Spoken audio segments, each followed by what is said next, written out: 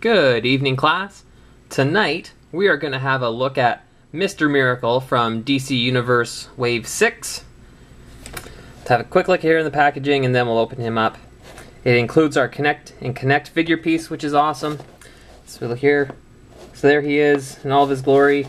I don't know a whole lot about this character. It comes with the right leg, but I'm sure I can wiki it before I open this figure up, and then we can have a look.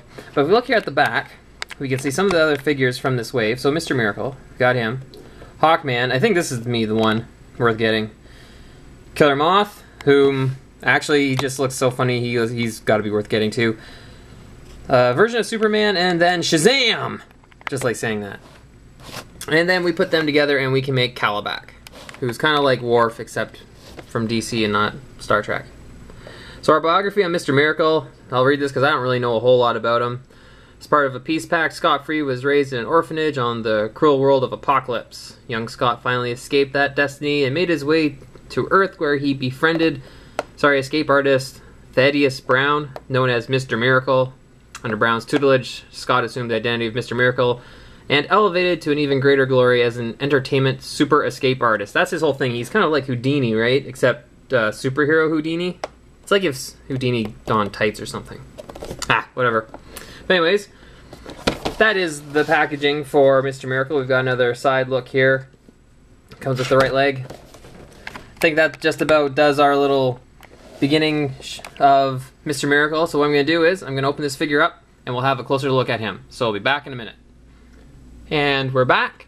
We are still looking at Mr. Miracle from DC Universe, the Kalibak wave. So we can have a look at this dude here. Here we can see him with some of his accessories that he comes with, which I'll talk about a little bit more in detail in a minute, but we've got the handcuffs, or shackles for lack of a better word, and these little flying discs that he seems to have.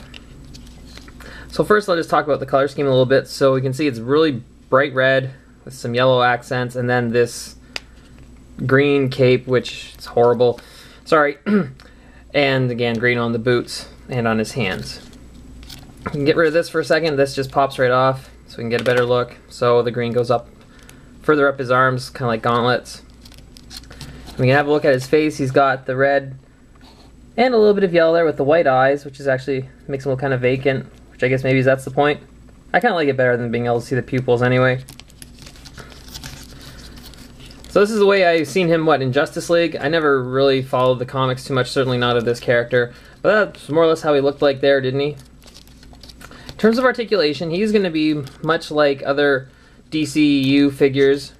His head, well, it doesn't turn all the way around. And that's because of this big hooded collared cape thing. Popped up like a douchebag, really, up here. But we can still move his head around a fair bit. We'd be able to move it all the way around if it wasn't for this. The arms, same sort of deal. We've got the joint here so we can move them up and down, and we can rotate. Again, the cape kind of, gets in the way. We can bend the arm at the elbow.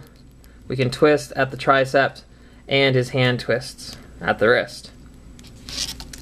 He's got that bending motion joint here in his torso, and at the waist he can turn, which again, I think he's going to go all the way around if I don't break it. Oh, whew! There we go.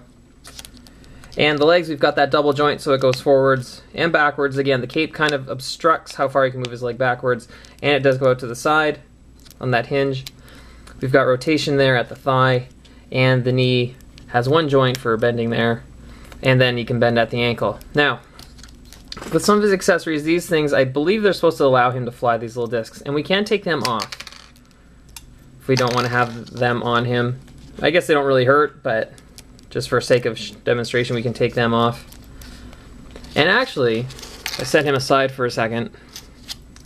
The detail on the discs themselves is actually pretty decent. You can see all the detail there, I guess, of the circuitry and things that allow these little things to allow people to fly. But there's even a little bit of color. There's a little kind of a copper color here and a little bit of green over there. So someone took the time to paint these things. I don't know how accurate to the comic book that would be, but there you have them.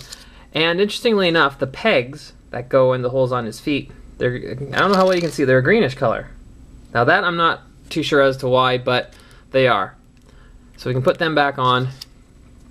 Kind of looks like he's got mini sewer covers stuck on his feet or something. It'd be like something you'd see in Ninja Turtles. Anyways. Now, for some of his other detailing, actually, let's get rid of these again for a second. If you look at the bottom of his boots, you can see that they're meant to look like they're electronic, or they have some kind of circuitry in them. I don't know how well my camera can pick it up. But that goes along with the discs as well. I guess they would attach to his feet, and that's how they're being held on or controlled or something. And on the back, I don't know how well I can get it here because of the cape's in the way, but he's got this device on right in the middle of his back. Is that the thing that controls boom tubes, maybe? I'm not sure, but he's got this device on his back, which is kind of nice that they put that on there, because really, I mean, who thinks to look for it? And we can even take this thing right off. Now again, I'm not sure what it is. I think it's a boom tube controller, but we'll put that back on there, because chances are otherwise I will lose it. This figure's not too bad. Now again, the cape, it's that kind of, I don't want to say too soft, but it's that molded plastic. It's a little bit stiff, sorry. Doesn't go down as far as some figures, so we can't really rest on it. But it's not too bad, all things considered. Now, I don't know a whole lot about this figure. I read his bio. I only really saw him in Justice League, or I guess actually he really showed up. He had a kind of a cameo in Justice League, and then he was used a little bit more in Justice League Unlimited. And I don't really know much more about him beyond that. It's not a bad figure. Again, for a character that I don't know too well, I might have been able to pass on if it didn't come with a piece of Calabac, which I understand is kind of the marketing ploy for the whole series of figures, really, once they started doing it. The other thing that he does have are the shackles. Whoops, take that.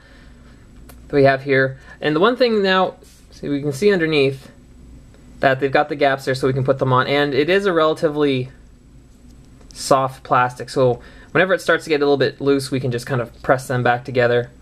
And since most of the DC figures seem to be kind of built the same way, if we take Superman here, we could slap them on him as well. But we know that they could never hold Superman, right? Yeah? No? Okay, whatever. Get out of here. So, back to our friend Mr. Miracle, our escape artist. Now, like the other figures in this wave, come on, he does come with a piece of Calabac.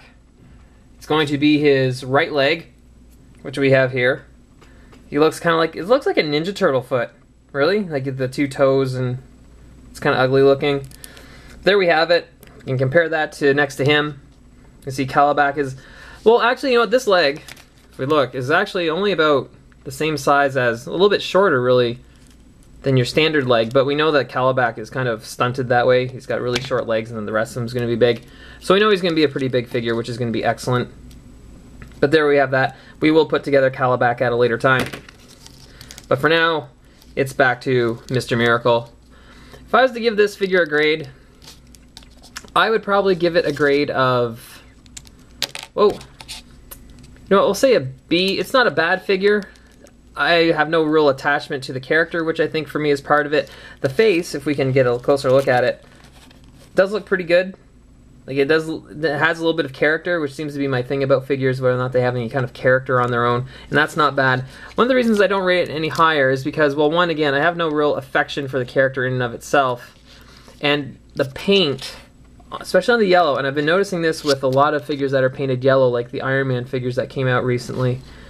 I don't know how well my camera is picking it up, but you can see some of the red that's coming onto the yellow, and it kind of kills the effect. Plus I got a piece of flash here I can't get rid of.